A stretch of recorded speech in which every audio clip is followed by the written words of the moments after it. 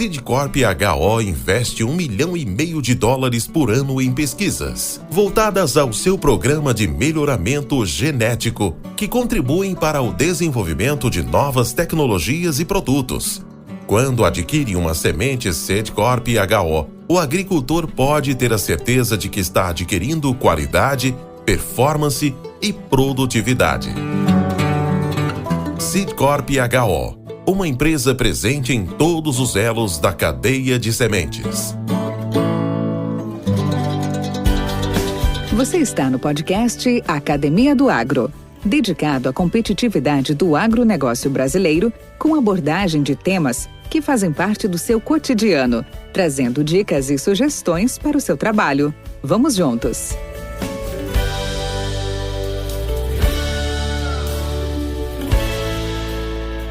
Olá, amigos e amigas, bem-vindo ao podcast Academia do Agro.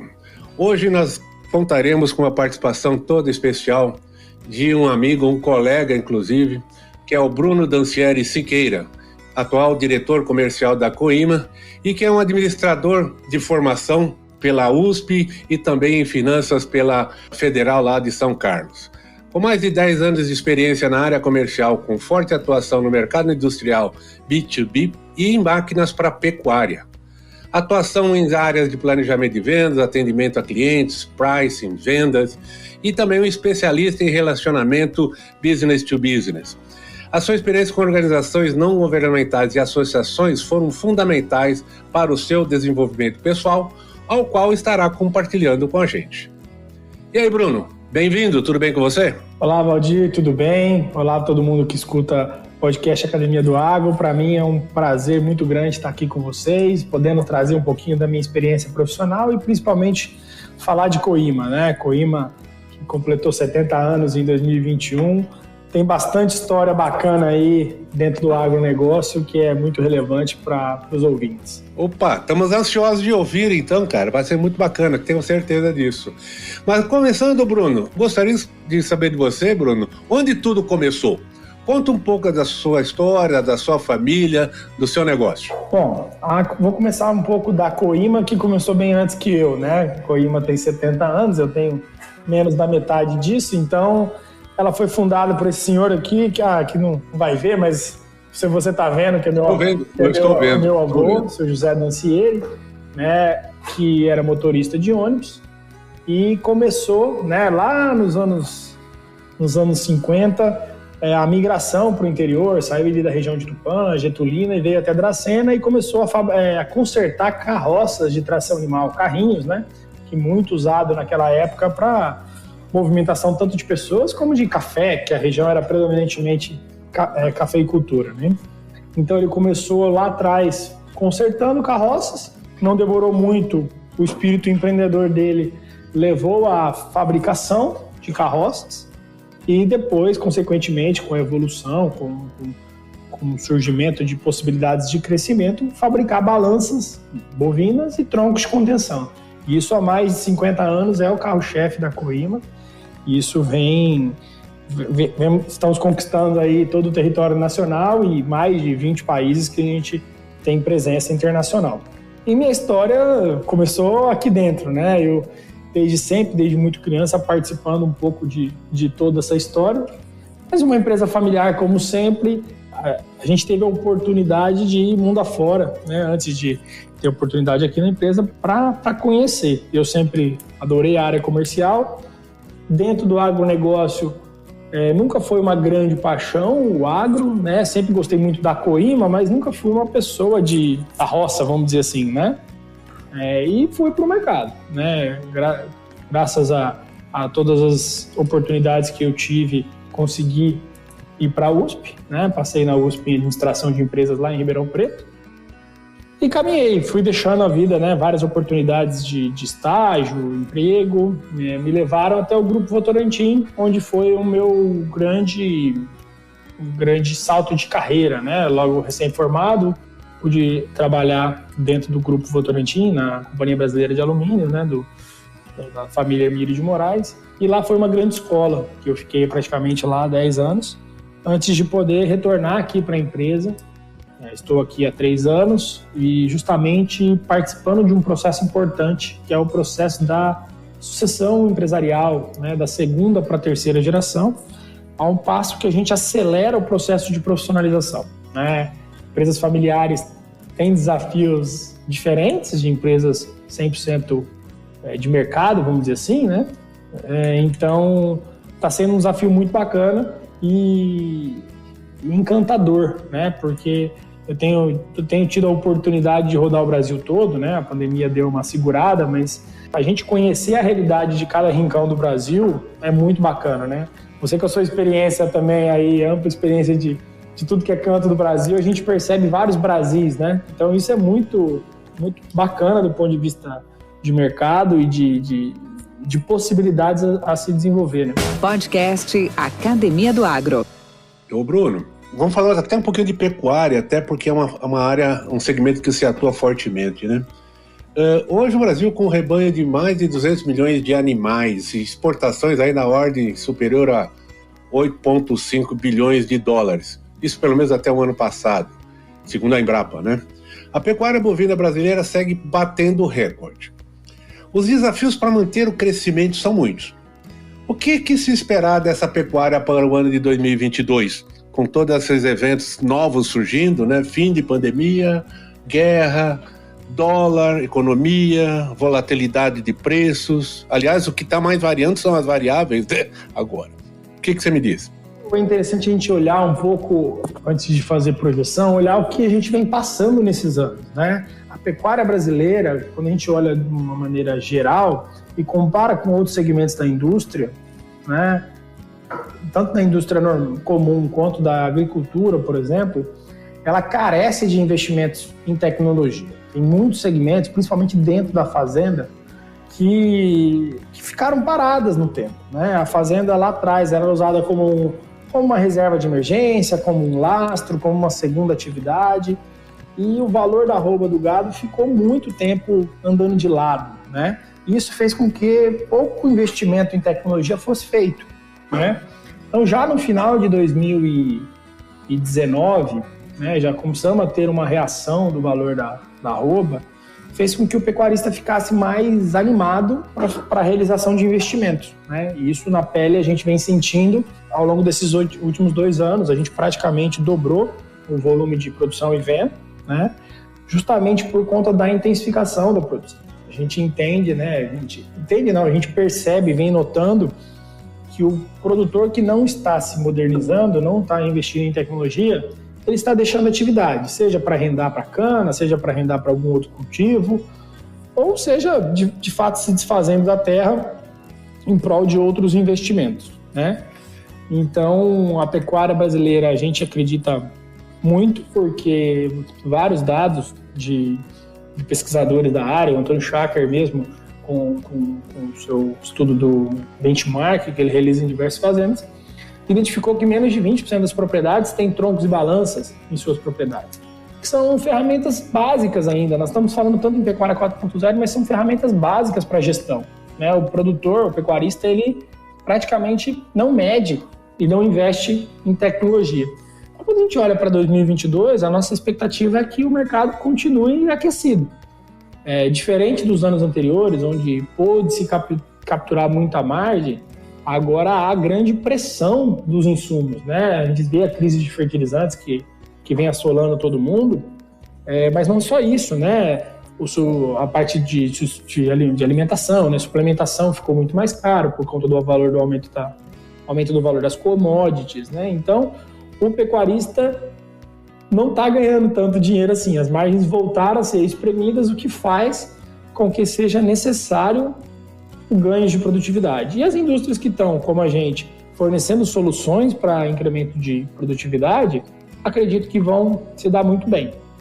E o que me anima mais, olhando o cenário de pecuária, é que o mundo está descobrindo a carne brasileira como uma carne não tão comoditizada, já entrando num cenário de carne de qualidade, né? Então, a gente pode observar o que a ministra Tereza Cristina fez antes de sair do mandato. Ela conseguiu abrir o mercado de exportação de carne para mais de 100 países. Retomou o mercado americano, que é sempre um uma dificuldade. Antes da guerra da Rússia, conseguiu romper alguns embargos econômicos que tínhamos com a Rússia. Então, o mundo está comendo carne brasileira. E o Brasil é um dos poucos países que tem capacidade de intensificar ainda mais a produção para atender essa demanda mundial. Então, eu acredito muito que não somente 2022, mas os próximos anos vão ser muito promissores para a atividade pecuária, porque o mundo precisa comer, né? A gente sempre brincou, se cada chinês resolver comer um bife a mais por dia, não tem boi no mundo, né? Então, que seja assim, né? Que o chinês pegue gosto da carne brasileira, deixe de comer gafanhoto, morcego, e passe a comer mais carne brasileira, né? Podcast Academia do Agro. O Bruno, já no rastro do que você está falando, já acompanhando esse seu raciocínio, como você bem já pontuou, a cadeia produtiva, né, principalmente da carne bovina, vem sofrendo aí realmente grandes mudanças, né, modernização, aí trazida pelos avanços tecnológicos. De repente não estão chegando na mesma velocidade que elas estão disponíveis a todos os produtores, mas elas já estão aí. Essas inovações permitem hoje que uma produção com mais qualidade, produtividade e, sem dúvida, competitividade para o produtor. Até porque hoje é uma condição desse mercado internacional, desses 100, 150 países que são nossos consumidores finais, e que exige, né, qualidade, produto bem acabado, sustentável, saudável, etc. Bom, algumas delas, que eu acho que seriam esses grandes desafios, complementando um pouco o que você falou, é a relação ao bem-estar animal, né? Que promove realmente produtos de melhor qualidade. E também uma coisa que está cada vez mais próximo, mais inserido no nosso avanços tecnológicos, que é a onda digital, né? E eu te pergunto, quanto isso pode impactar toda essa cadeia produtiva? O que você acha dessas mega tendências? Saúde animal, bem-estar animal, desculpe, e onda digital. Bom, vamos dar uma quebrada aí na resposta, né? De fato, a gente precisa olhar para as boas práticas que a gente já tem no Brasil, né? E entendendo como essas mega tendências elas podem acelerar as melhores práticas. Uma bandeira que eu venho defendendo muito desde que eu vim para o agro, voltei para o agro, né? E eu vejo muitos cientistas com essa bandeira. Por exemplo, um outro colega, né, o USPiano, né, foi exalquiano também, que é o Marcos Fava Neves, que é a nossa umidade quando a gente fala de agro. Ele traz bastante dentro dos seus estudos a importância de a gente assumir as nossas falhas, né, para que a gente possa ressaltar os nossos pontos positivos. Quando a gente olha para o ponto de vista de práticas que o mundo condena, ainda é um calcanhar de Aquiles brasileiro a questão do desmatamento legal, né? É uma minoria que faz, mas nós que estamos dentro do agro, nós temos que combater. Não pode achar bonito essa prática, mas nós temos que lembrar, em outro lado, que mais de 50% do território é preservado, né? A intensificação da lavoura ou da pastagem, ela tem ocorrido em muitas terras degradadas. Estamos fazendo recuperação de pastagens degradadas. Então, nós temos como aumentar muito a produção e a produtividade respeitando tudo isso. Diferente de outros países, como os europeus, que mais criticam o Brasil e não tem mais floresta nativa, né?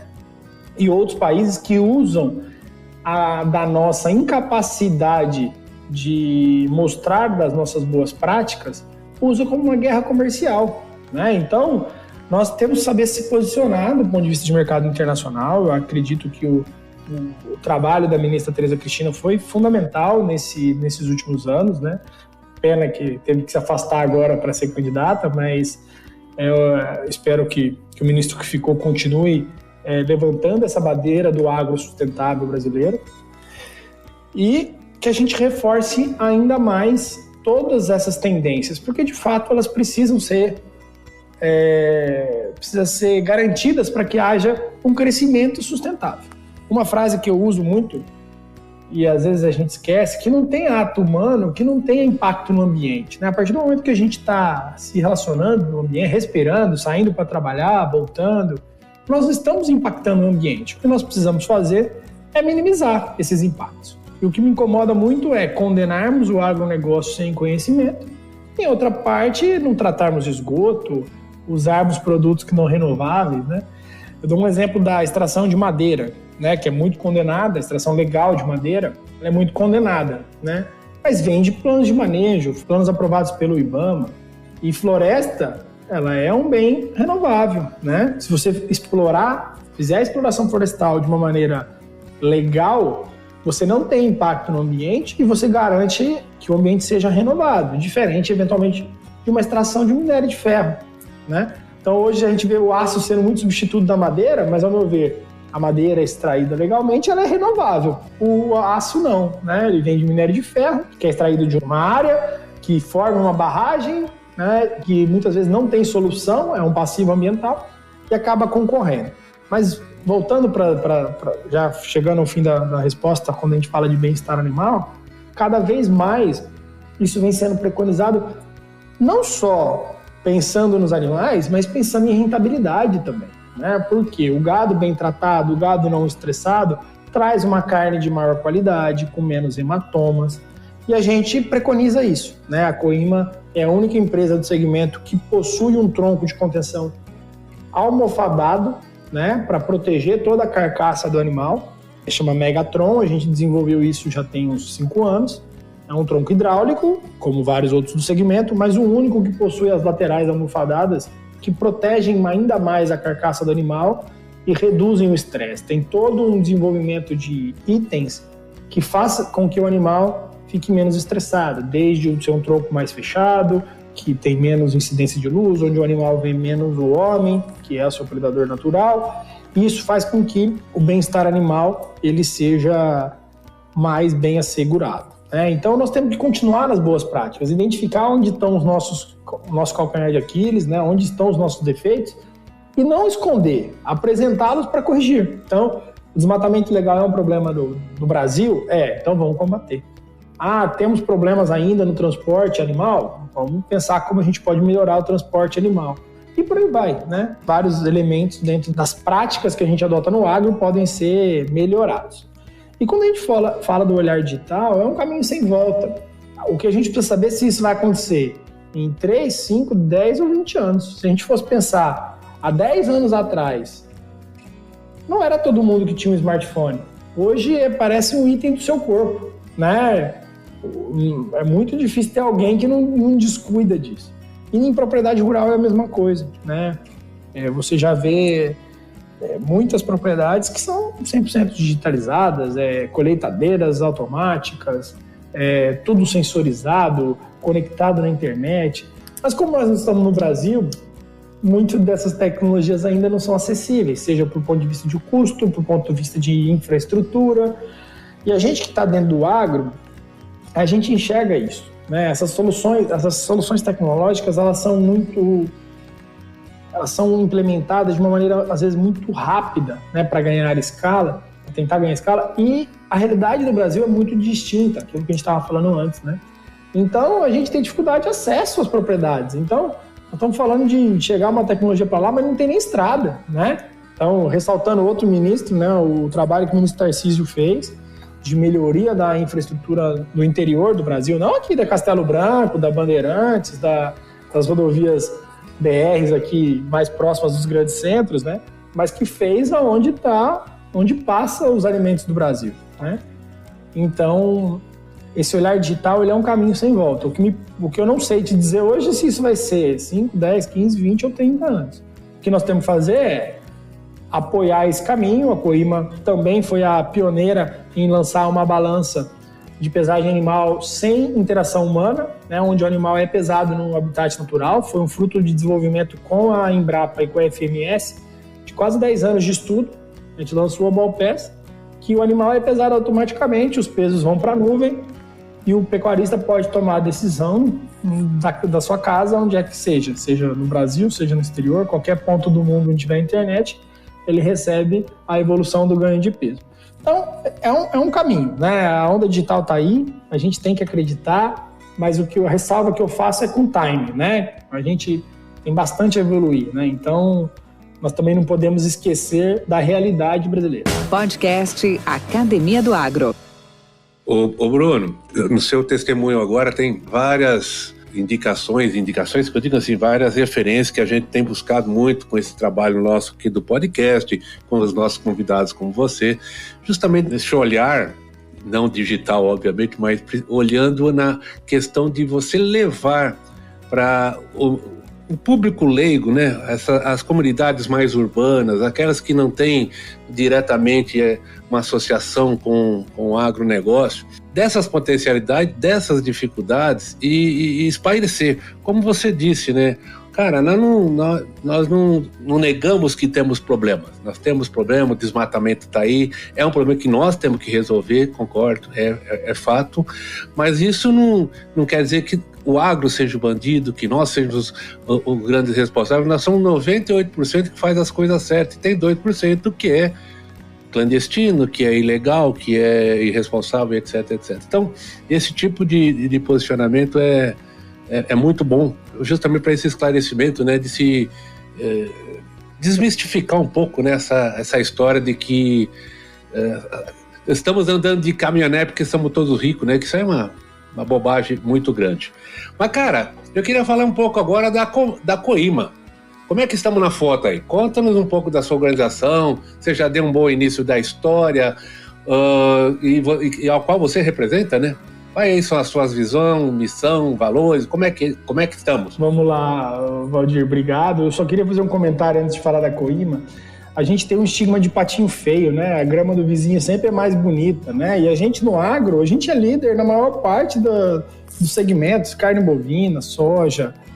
Quando a gente não é líder, a gente é segundo maior exportador. Então a gente tem uma presença mundial e a gente é referência em tecnologia, né? Então a gente, em vez de se orgulhar disso, a gente faz um movimento contrário. Tudo que vem do exterior parece que é mais bonito. Então nós temos que, de fato, aprender com as boas práticas dos países, né? Mas nós somos referências quando a gente fala em produção. Você pega a cadeia da laranja. Pô, demos um baile nos Estados Unidos. Os Estados Unidos está para trás na produção de suco de laranja. E por aí vai, né? Seja nas culturas, nos cultivos adaptados, com o crescimento da transgenia. Então, pô, nós temos que ressaltar isso, né? E é isso que é motivo de muito orgulho, em vez da gente ficar com esse síndrome de patinho feio. Bom, falando da Coima, como eu disse, a gente é líder de mercado, né? A gente domina esse mercado de contenção. São 70 anos já, né? Sim. 70 anos de Coima. A gente tem 70 anos, a gente tem o domínio na produção de troncos e balanças bovinas na América Latina, né? Tá certo que o grande país é o Brasil, né? Mas a gente também exporta para diversos países aqui da América do Sul, além de outros países, né? Então a Coima fabrica troncos de contenção e balança há mais de 50 anos e vem cada vez mais podendo chegar a lugares onde não chegava, né? E o que a gente quer é que esse mercado cresça ainda mais. A gente ainda observa um pouco muito fora, então o nosso objetivo é trazer inovação tecnológica para a pecuária, né? E também para a agricultura. A gente produz também balanças rodoviárias, né, para pesagem de veículos. É um segmento hoje menor do que o de troncos e balanças para a gente, mas é um segmento extremamente importante porque tanto a origem quanto o destino, a balança rodoviária ela é fundamental para garantir e assegurar a lisura das operações, né? Então, a gente acredita muito no crescimento desse mercado de balanças rodoviárias, né? E investe muito para poder permitir que essa tecnologia seja mais acessível, né? Hoje se trouxe aí que nós temos mais de 200 milhões de cabeças de gado, né? E muitos desses não são manejados, não são tratados, né, dentro de um sistema de tronco de contenção. Então, o que nós queremos é, de fato, permitir que a tecnologia chegue para todo mundo. Então, esse é o nosso grande objetivo. O Bruno, como é que está montada a Coima? Qual que é a estrutura, o organograma dela? Qual é a força de colaboradores que vocês têm? Sua rede de assistência técnica, sua rede de comercial? Como é que ela está estruturada? Bom, a Coima ela fica sediada em Dracena, interior de São Paulo, né? Aqui que ela começou e aqui que fica a parte industrial dela. A gente atende todo o Brasil e diversos países do exterior por meio de equipe própria de venda e por meio de representantes comerciais. Hoje nós temos mais de 600 representantes comerciais, né, espalhados pelo Brasil, vários distribuidores fora do Brasil. Nós temos um centro de distribuição há mais de 10 anos na cidade de Marabá, no Pará. Acabamos de abrir um agora no mês de março em Campo Novo do Parecis. Estamos com plano de abrir mais 2 centros esse ano. Para quê?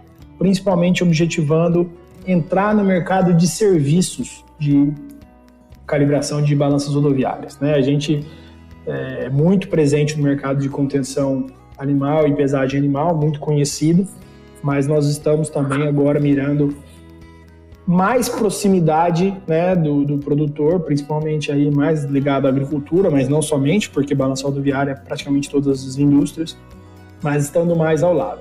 Hoje nós temos cerca de 250 colaboradores, né, cresceu mais de quase 100 funcionários nesses últimos 2 anos também, para sustentar todo o crescimento, né? E o nosso objetivo é continuar aproveitando, né, essa onda boa do mercado, acreditando que ela não vai cair mais, né? A gente tem o famigerado ciclo pecuário, né, que sempre assustou a gente, aproveitava 3 anos bom, 2 anos ruim, vinha 3 anos bom, 2 anos ruim, mas a gente acredita que agora, principalmente devido à demanda internacional, é um caminho meio sem volta, né? É ruim a gente pagar um pouquinho mais caro no quilo da picanha, no quilo do contrafilé, no quilo da fraldinha, do acém, do pão de peito, mas isso é um indicativo que o Brasil está se desenvolvendo e está encontrando mercados. A única forma da gente crescer é trazendo dinheiro do gringo para cá, né? Quanto mais dinheiro nós conseguimos trazer para cá, mais o país consegue se desenvolver. E essa tem que ser a nossa briga, né? De levar os produtos cada vez mais industrializados, cada vez mais valor agregado para fora, né? Para trazer dinheiro para o Brasil se desenvolver. Podcast Academia do Agro. Ô Bruno, você como bom administrador, dizem que, como é que é a história? Quem toma risco, assume risco de qualquer maneira é amador. Agora, quem gere risco, quem observa, quem analisa os riscos e os aceita, esse é profissional. Então eu queria que você arriscasse para nós o seu 5-year plan, o seu 10-year plan para o seu setor. O que você visualiza para os próximos 10 anos no seu segmento? Essa pergunta é boa, hein, Valdir? Essa é para hoje em dia, né? Era muito curioso eu vim do Grupo Votorantim, lá nós tínhamos o planejamento estratégico, né? Tinha o diálogo estratégico que era para 10 anos, o planejamento para 5. E hoje em dia, se a gente olhar os líderes mundiais, muitos não existiam há 5 a 10 anos atrás, né? Então a gente tem que ficar, de fato, de olho, né, em tudo o que é de tecnologia disruptiva que está vindo, mas é muita presunção minha imaginar como vai ser o mercado daqui 10, 15 anos, 20 anos. O que eu acredito? Sim, que o mercado cada vez vai ser mais tecnológico, cada vez mais nós podemos acreditar que tecnologias vão ser embarcadas nos produtos. O que a gente entende de necessidade hoje talvez não vão ser as nossas necessidades no futuro, então nós precisamos de fato ficar muito claro, mas a ressalva que eu faço, posso estar sendo muito... Eu estou ficando meio velho já, né? Quando se compara com a molecada hoje, eu acredito que o mercado, as necessidades, elas se adaptam, elas não mudam tanto, assim, ela continua sendo ali, as necessidades primárias, as básicas de segurança, saúde, bem-estar, elas acabam permeando ao longo do tempo. Então, basicamente é sim encontrar esse mercado cada vez mais com tecnologia embarcada, mas entendendo que nós somos um país ultrapassado ainda, né? Apesar de a gente ficar aqui tentando defender todas as nossas tecnologias, então nós somos um país pobre ainda. Então, a gente, mesmo com todo esse processo de transformação que vai ocorrer com certeza, ainda vai ter espaço para muitas das tecnologias que a gente conhece hoje, né? Eu escuto muito futurólogos falando que as profissões do futuro não nasceram ainda. Eu ainda fico meio que com certa ressalva olhando isso, né? Essa é uma visão minha, porque é aquela história, né? Nós estamos aqui num podcast que nada mais é do que um programa de rádio adaptado para um meio digital, né? E o rádio está aí, é vento e popa, e era para ter acabado há 10 anos, quando a internet estava num boom, ou há 30 anos, quando a internet surgiu. Então, eu entendo que os veículos ou as empresas, elas têm que se adaptar, mas grandes revoluções, elas também não são tão simplificadas. E mesmo empresas que a gente usava muito na academia, né, na faculdade, o exemplo da Kodak, que eu achava sensacional, porque era assim, né, a Kodak não soube se adaptar e morreu para as câmeras digitais. Se você falar para uma pessoa de menos de 18 anos o que é a câmera digital, ela não sabe o que é, né? Então, por mais que surjam tecnologias que mudam outras, se elas não cuidarem, elas vão morrer também, né? Então, eu fico imaginando, o Netflix matou a videolocadora, mas quem que vai matar o Netflix, né? Já a Netflix também vai ter outra forma de entregar conteúdo que pode ser que mate a Netflix. Então, nós temos que ficar de olho, né? Entendendo que algumas tecnologias se permeiam ao longo do tempo. Viu, Bruno? Você estava citando agora essa questão, né, da imprevisibilidade futura. Nós temos uma confiança que vai ter muitas oportunidades e as coisas vão se recriando, né? As necessidades básicas vão continuar. E tem um livro de um cara, já está no seu segundo livro, um marqueteiro famoso aí, acho que é Carlos Domingos o nome dele. E ele tem um livro que fala muito bem sobre a questão que nós chamamos de oportunidades disfarçadas, desperdiçadas, certo? Que o mundo inteiro já passou por crises, por guerra, Primeira Guerra, Segunda Guerra, eminência de uma terceira e aquela coisa toda. E vão surgindo dessas situações oportunidades também para outros emergirem, né? Então, você deu o exemplo da Kodak e tantos outros, né? Exemplos que a gente conhece. Mas nós falamos um pouco do futuro, né? Então vou fazer uma coisa mais presente que você já passou. Nesses 2 anos que nós vencemos de pandemia, ultrapassamos de pandemia, o que é que você deixa na tua mala, o que é que você tira da tua mala e o que você coloca de novo com o aprendizado da pandemia? A pandemia, ela foi uma escola, né, pra gente, né, principalmente os mais jovens que vinham num período de sempre estabilidade, né? A gente fala de muita instabilidade, mas se a gente olhar o que o Brasil teve depois da década de 90, né, principalmente depois do Plano Real para frente, foi um cenário econômico muito mais estável do que a gente já se passou ao longo dos anos anteriores, né? Então, assim, o principal problema da pandemia foi a perda das pessoas, né? A gente perdeu muita gente querida, né? Isso é uma dor muito grande, mas nos acende a importância de entendermos que nós estamos de passagem, né?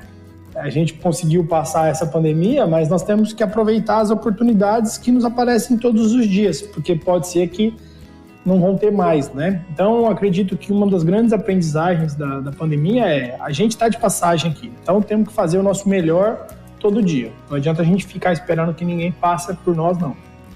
Entendermos também que a questão da globalização, do mesmo jeito que ela é extremamente importante, ela é extremamente preocupante. Então faz com que aquilo que é essencial, que é básico, nós tenhamos certo domínio, né? Eu entendo que você não precisa nem ser tão vertical ao ponto de querer ter tudo dentro da sua casa, mas também não precisa ser tão terceiro, né? Buscar tantos parceiros e terceiros para fazer aquilo para você. Tem que encontrar um equilíbrio. Então, tirando a dor, né, que muita gente passou e muito próximo, né? Acho que o grande aprendizado que eu levo é de que a gente está aqui de passagem, né? Essa passagem, como eu disse lá, né, pode durar 5, 10, 15, 20 anos, é isso, né? Amanhã a gente pode não estar aqui, mas nós temos que trabalhar e fazer como se a gente fosse estar aqui por mais 100 anos, né? Entendendo que nós temos que deixar o legado para aqueles que vão vir. Não, bacana. Ô Bruno, compartilha com nós aqui. Qual foi o pior momento da sua jornada profissional? E o principal, né? Como é que você superou esse obstáculo? Eu acho que, assim, eu sou um privilegiado, né? Quando eu analiso a minha trajetória profissional, né? Graças a Deus, graças ao trabalho aí dos meus antecessores, do meu avô, dos meus pais, eu tive uma vida muito melhor do que a média da população, né? Então isso eu tenho que agradecer só. Mas nós temos nossos desafios individuais, né? Então, eu acho que uma das grandes escolas para mim foi a tomada de decisão de fazer essa transição do mercado corporativo que eu estava para tentar ajudar nesse processo ingrato que é o processo da sucessão familiar e de voltar para dentro de casa. A empresa, ela é uma empresa familiar, né? São 6 núcleos familiares, né? Que gerem a empresa, né? E a gente vinha passando por alguns momentos não tão fáceis, seja do ponto de vista de gestão, do ponto de vista financeiro. E eu abri mão, né, da minha trajetória independente, né, que era a minha carreira. E tomar a decisão de alguma maneira, tentar contribuir aqui, eu acho que foi uma decisão muito complexa, que eu não pensei muito também. Eu simplesmente tomei a decisão e resolvi correr o risco. Eu entendo que a gente que faz administração, né, muitos dos que fazem administração, fica pensando muito em risco, né? A gente falou de risco agora há pouco. E se você analisar os grandes empresários, os grandes homens de sucesso em vários campos, eles correram muitos riscos que eles nem imaginavam que eles estavam correndo, né? Então eu entendo que é um pouco esse aprendizado que eu levo. Acho que a gente sim tem que ter um mapeamento de risco, mas nós temos que ter coragem para encarar a situação e sabendo se adaptar ao longo do tempo, né? E tentando, no meu caso, enxergar o melhor para o todo. É o que eu venho tentando aqui, né? Muitos não podem enxergar dessa maneira, mas o meu objetivo sempre é olhar o melhor para o todo, né? E tentar fazer com que esse organismo Coima, que é muito maior, possa ficar maior ainda, né? Hoje a gente, como eu disse, tem mais de 200 funcionários, então se a gente for analisar, nós temos mais de 1.000 pessoas que dependem diretamente do resultado dos nossos negócios, né? Fora todos os parceiros, fornecedores, clientes, né? Então, nós temos um universo de stakeholders que dependem do bom andar, né? Então, acho que essa leitura que eu faço. Ô Bruno, eu falei do desafio, tá? E o que te deixa empolgado com as suas atividades? O que me deixa motivado, animado, é com essa construção, é com esse poder da mudança, é o poder fazer diferente dia após dia, né? Poder solucionar problemas, né? Eu tenho o privilégio de não perder mais cabelo, né? Então parece que eu ninguém fez bullying com você sobre alopecia, né? Alopecia, né? Que é a perda de cabelo. Como eu não perco mais cabelo, então eu gosto de problema, de solucionar problema, de resolver problema. Então eu acho que é isso que me motiva, sabe? Entender que a gente está aqui para facilitar um processo, né? Seja do cliente que precisa de um produto para melhorar a tecnologia, seja de um funcionário que quer se desenvolver, seja de um fornecedor que tem a oportunidade de crescer porque está fazendo uma parceria de longo prazo. Então, o que me motiva de fato, né, é poder transformar a realidade local, nacional e mundial, né? Eu não tenho grandes pretensões, mas eu acho que cada um tem um papel, né? E se a gente se ater ao nosso papel e fizer bem feito, a gente vai crescer, né? A gente critica muito, né, que no Brasil é a salvador da pátria, é o Bolsonaro, é o Lula. Acho que não, cada um tem o seu papel, né? Enquanto a gente fica lá criticando o deputado que eventualmente não está sendo eficiente, mas peraí, eu estou fazendo a minha parte, aqui, ó, eu como empresário, eu como profissional, eu como cidadão, eu estou fazendo a minha parte, eu também estou querendo levar vantagem, né? A gente critica muito e faz pouco. Então, o que me motiva é poder construir um pedacinho, um tijolinho desse processo de mudança todo. Bacana, Bruno. E que mensagem você passa para os nossos colegas do agro? Que conselho agora, né? A hora do conselho. O que você sugere? O que eu sugiro é que eles se animem, né? Vão atrás, corram. O agronegócio brasileiro é uma potência.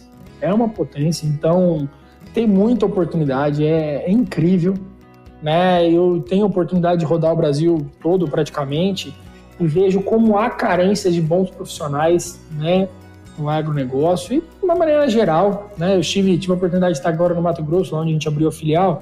É um município pequeno no Mato Grosso, chama Campo Novo dos Parecis. Coisa mais linda, um município pequeno, mas assim, tem um monte de coisa e falta tudo. Não tem, se quiser alugar uma casa, não tem, porque está crescendo tanto que não está dando conta. Então, assim, a turma do agro aí, principalmente aqui, que forma aqui em São Paulo, forma nos grandes centros, gente, o Brasil é muito grande, não fica limitado aqui a querer ficar aqui, vai percorrer o Brasil, vai ser espelho para o mundo. Eu vejo o que eu vejo de brasileiro em Angola, no Paraguai, na Bolívia, vai levar a tecnologia brasileira para outros países, né? Vai aprender, eventualmente, alguns grandes centros de agro, como os Estados Unidos, por exemplo, e traz tecnologia para cá, mas para a gente levar para fora, para agregar. Então, a turma que está no agro aí tem muita possibilidade, muita. E o que eu aprendi muito aqui também com o grande mestre, que é o Zezinho, que é o nosso embaixador, a gente brinca, tem 44 anos de empresa, que era o gerente nosso de vendas. Cara, não desiste, todo mundo tem oportunidade de levar para algum lugar, vamos insistir, vamos levar. O Brasil é grande, o mundo é grande, então vamos atrás. Agora, camarão que dorme a onda leva, né? Então tem que trabalhar, meu amigo. Você ficar parado no ponto aí não vai te levar à mudança, não. Só depende das suas atitudes. Bruno Dancieri Siqueira, diretor comercial da Coima, muito grato pela sua participação. Ficamos muito felizes aí pelo seu testemunho e que tem aqui a Academia do Agro como uma arena sempre aberta aí para a gente trazer novidades, trazer impressões, trazer sugestões, por que não, novos insights para esse grande mercado que nós temos à frente, esse grande Brasil que tanto precisa, né, de boas informações e de bons fluidos.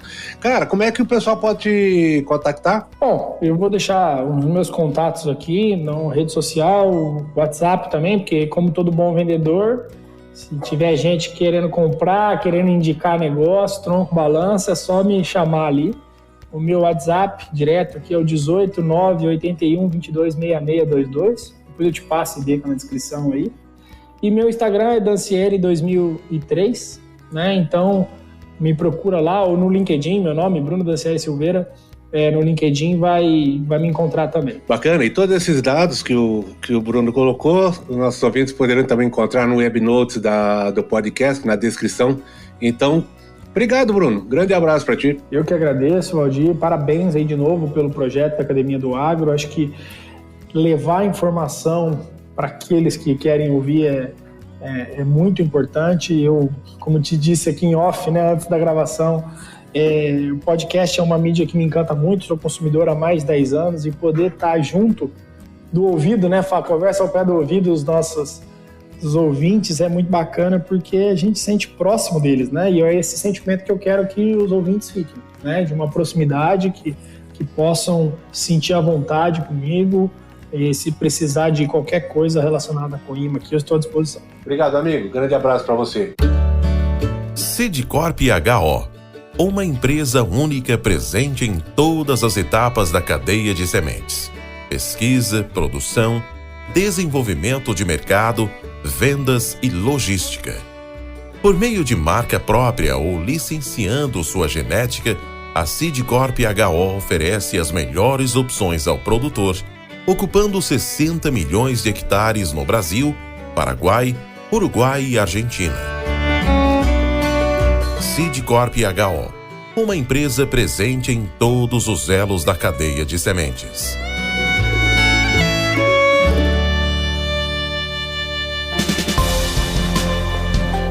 Mentes brilhantes incentivam outras.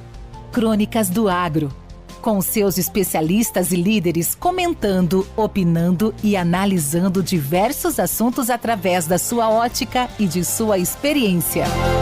Seja você o fator multiplicador. Boas práticas, boas ideias.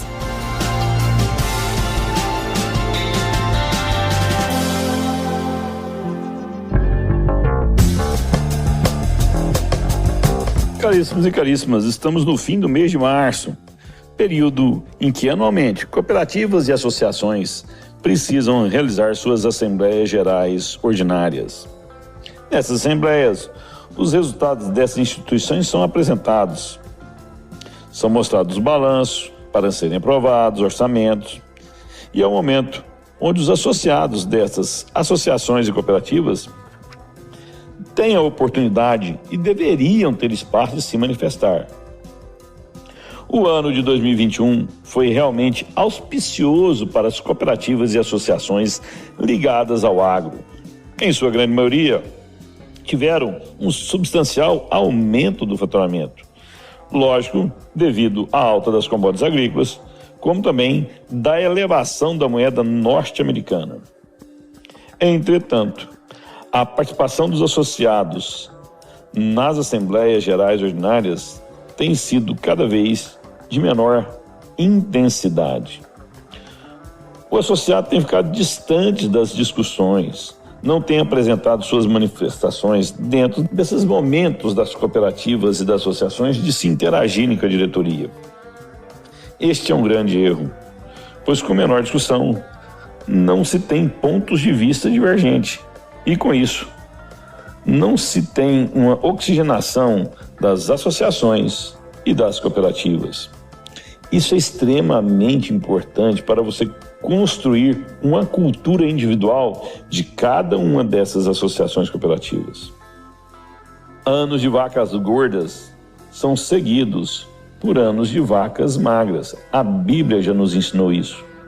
O associado precisa realmente participar do fórum de discussões dentro das suas associações, dentro das suas cooperativas. Caso contrário, quem está momentaneamente na direção dessas cooperativas e associações pode se sentir eterno, ou pior, colocar sempre pessoas que pensam exatamente como ele ou como ela, e isso atrapalha o desenvolvimento dessas instituições. Enio Fernandes, Terra Agronegócios. Obrigado. Com temas expressivos e dinâmicos, esse intercâmbio semanal visa oferecer um melhor desenvolvimento em suas habilidades profissionais e nas atividades e práticas do seu cotidiano. Somos da Academia do Agro, o podcast para todos aqueles apaixonados pelo agronegócio. Te aguardamos no próximo episódio. Até lá!